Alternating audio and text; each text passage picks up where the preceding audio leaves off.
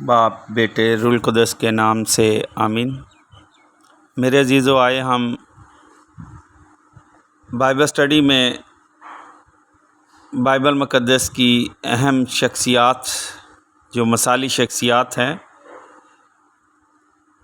उनकी स्टडी करते हैं। जिस तरह के हम पहले 10 मसाली शख्सियात की स्टडी कर चुके हैं, आज हम 11वें नंबर पर हन्ना नबिया से मुतल्लक़ स्टडी करते हैं। जब बच्चा यसू यरूशलेम की हैकल में पेश किए जाने के लिए लाया गया तो एक गैर मुतवक्के खातून उधर आ निकली। ये आशीर यानी आशर के कबीले से फनुएल की बेटी नबिया हन्ना थी। वो 84 साल उम्र रसीदा थी। वो अपनी शादी के बाद 7 साल तक अपने शौहर के साथ रही। अगरचे हन्ना ने एक मुतवक्के उम्र में शादी की और अपने शौहर के साथ सिर्फ 7 बरस रही, तो फिर 84 साल की उम्र तक वो एक तवील अरसा तक बेवा रही। इतने तवील अरसा तक एक बेवा इस सूरत हाल में क्या करती है, हन्ना के बारे में ये बताया गया है। वो हैकल से जुदा ना होती थी, बल्कि रोज़ों और नमाज़ों के साथ दिन रात बंदगी करती रहती थी। लूका 2:37 आए। ये जानबदाराना रिपोर्ट दिखाई देती है। हमें उसकी दीगर रोज़मर्रा घरेलू सरगर्मियों के बारे में बताया नहीं गया, यानी वो अपनी रोटी और कपड़े वगैरह का इंतज़ाम कैसे करती थी। बाइबल मुक़द्दस ये बताना चाहती है कि इस बेवा ने तसल्ली और हिफ़्ज़ाना हैकल से पाया। उसके लिए सबसे बड़ा इनाम यह था कि जब यीशु को हैकल में लाया गया तो उस लम्हा वहाँ मौजूद थी। उसके बारे में मज़ीद लिखा गया है, और उसने भी उस घड़ी पास आकर खुदावंद की हमद की और उसकी बाबत उन सब से बातें की जो यरूशलेम की रिहाई के मुंतज़र थे। लूका 2:38 है। इस तरह ये बेवा भी अव्वलीन अंजील नवीसों में से एक थी। नंबर 12 पे हम स्टडी करते हैं मरियम मजदली। सिर्फ़ लूका के मुताबिक अंजील में ही ये लिखा गया है कि जब यसू अंजील की तबलीग और मनादी कर रहा था तो उसके साथ 12 रसूल और कुछ ख़वातीन भी थीं। ख़वातीन की इस फहरिस्त में सबसे पहली खातून मरियम जो मजदली कहलाती है, जिससे 7 बदरूहें निकली थीं। लूका 8:1 से 2 आयत। इन ख़वातीन ने यसू और 12 रसूलों को अपने वसाइल से चीज़ें दस्तयाब की। सलीब की राह पर चलते हुए यसू के पीछे एक बड़ा हजूम था, जिनमें बहुत सी ख़वातीन भी शामिल थीं। मरियम मजदली यकीनन उनमें से एक थी। लूका 23:27 आयत। यही ख़वातीन जो जलील से उसके पीछे होली थीं, उन्होंने यसू की कब्र देखी और वो रास्ता जिस पर यसू की लाश को दफनाया था। लूका 23:55 आयत। क़यामतुल मसीह के वाक़यात में ख़वातीन ने अहम किरदार अदा किया। वो यसू की कब्र पर गईं। उन्होंने यसू की क़यामत की खबर पाई और उन्होंने ये ख़बर रसूलों तक पहुँचाई। मत्ती 28:1 से 9 आयत। जब भी यसू की साथी ख़वातीन की फ़हरिस्त दी जाती है तो मरियम मजदली का ज़िक्र हमेशा सबसे पहले आता है। यूहन्ना के मुताबिक अंजील में उसे खुसूसी इज़्ज़त दी गई है, जो ये बताती है कि जी उठा मसीह उस पर ज़ाहिर हुआ। यूहन्ना 20:11 से 18 आयत। यसू की शागिर्द ख़वातीन की यसू के दुखों की घड़ियों में वफ़ादारी बड़ी हैरत अंगेज़ है। मर्द शागिर्द जिन्होंने यसू के साथ उसके अच्छे अय्याम से लुत्फ़ उठाया, यसू के तकलीफ़ दे लम्हात में उसे छोड़ गए। मरियम मजदली का हमेशा सबसे पहले ज़िक्र इस बात पर मोहर सबत करता है कि वो यसू की दूसरों की निस्बत ज़्यादा वफ़ादार थी। नंबर 13 पे हम स्टडी करते हैं बैतनिया की मरियम। मरियम मार्था की बहन थी।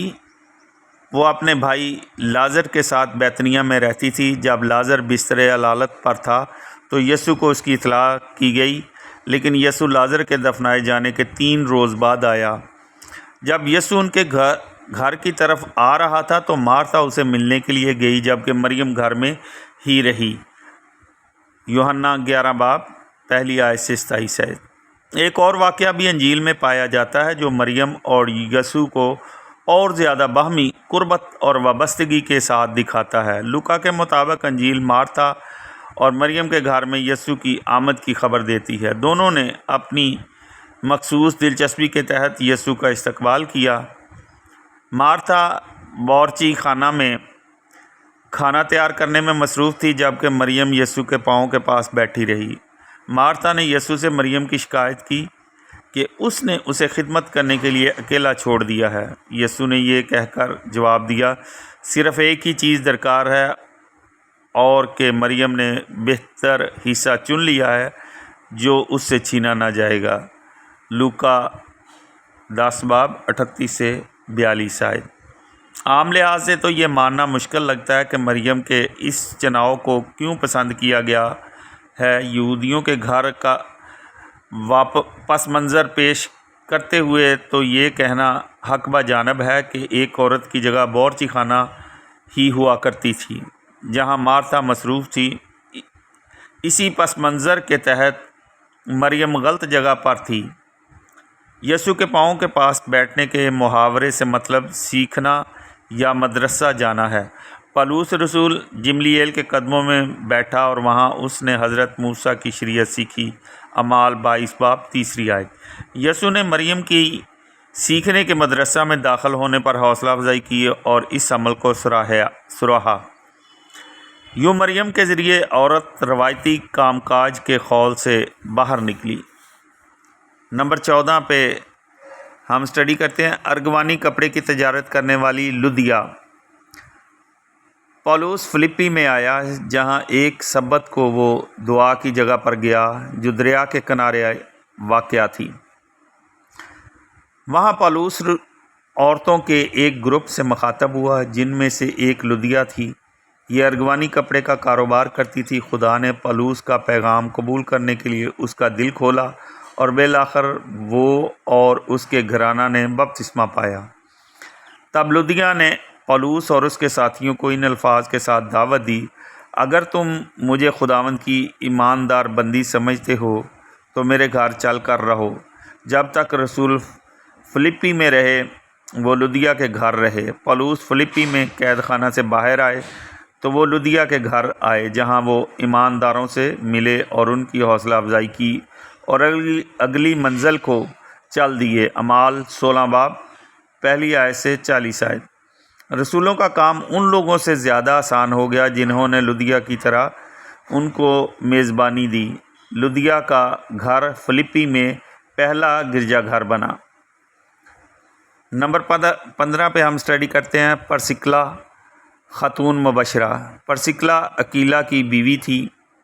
ये जोड़ा रोम से उस वक़्त निकाला गया जब 48 मीन में रोमी शहंशाह क्लूदस ने यहूदियों को रोम से बाहर निकालने का हुक्म दिया था। वो कुरिन्थस में आबाद हो गए और वहाँ पर खैमा साजों के तौर पर कारोबार किया।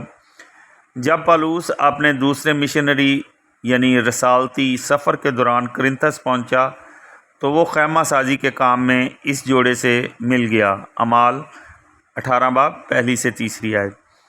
पौलुस इफसस को आगे बढ़ा और परसिक्ला और अकीला उसके साथ गए और वहाँ रहे। अमाल 18 बाब 18 से 19 आयत। नविश्तों में माहिर एक यहूदी सिकंदरिया से इफसस में आया। उसका नाम अपुल्लोस था। परसिक्ला और अकीला से उसने खुदावंद की राह में हदायत हासिल करने में बड़ी मुश्किल बर्दाश्त की। अमाल 18 बाब 24 से 26 आयत। परसिक्ला और अकीला का घर ऐसा गिरजाघर था जिसमें ईमानदार इकट्ठे हुए। करंथियों के नाम पौलुस रसूल का पहला ख़त 16 बाब 19 आयत।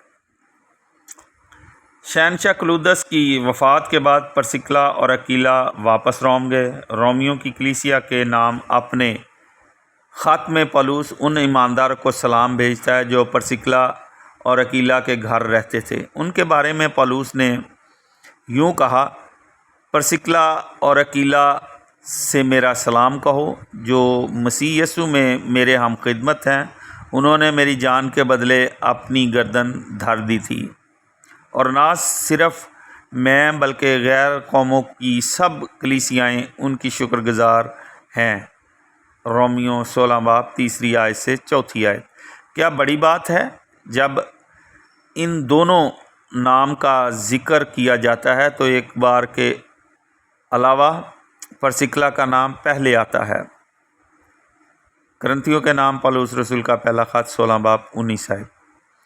ان دونوں میں سے پرسکلا زیادہ سرگرم ہو گئی اور جس کام کے لیے پولس ان کی تعریف کرتا ہے اس کام پر وہ زیادہ ملوث ہو گئی۔ ہم نے پرسکلا کو ایمانی تعلیم سکھانے والی یعنی مناد اور مبشرہ کے طور پر تسلیم کیا ہے، جس نے اپولوس کو خداوند کی راہ میں ہدایت کی اور یسوع مسیح میں وہ پولس کی کارکن تھی۔ اپنے خادم reverend archbishop doctor Stephen Siddique کو اجازت دیں۔ نیکسٹ بائبل اسٹڈی کے ساتھ آپ کی خدمت میں حاضر ہوں گا، اور نیکسٹ اسٹڈی میں بقیات 5 جو بائبل مقدس کی شخصیات ہیں ان کی ہم اسٹڈی کریں گے۔ ان میں 16ویں نمبر پر نیکودیمس اسرائیل کا استاد، اور 17ویں نمبر پر زکائی تائب سردار محصل، 18ویں نمبر پر جملیل سب کی نگاہ میں قابل احترام استاد، نمبر 19 پہ برناباس فرزند تسکین، اور 20ویں نمبر پر ہم تیتس یعنی صلح کرانے والا کے بارے میں اسٹڈی کریں گے۔ تب تک کے لیے اپنے خادم arch bishop doctor Stephen Siddique کو اجازت دیں۔ خداوند ہم سب کے ساتھ عبدالآباد رہے، ہم سب کو برکت دے، عقل دانائی فہم بخشے، اپنے پاک روح القدس کا مسحہ بخشے، تاکہ ہم اس کے کلام کو بہتر سے بہتر طریقے سے سیکھ سکیں، سیکھنے کے بعد اس کو دوسروں تک بانٹنے والے ہوں۔ خداوند خدا ہم سب کو اپنے نام کو عزت اور جلال دینے کے لیے اسی طرح استعمال کرتا رہے، آمین۔ خدا باپ، بیٹے، روح القدس کے نام سے آمین۔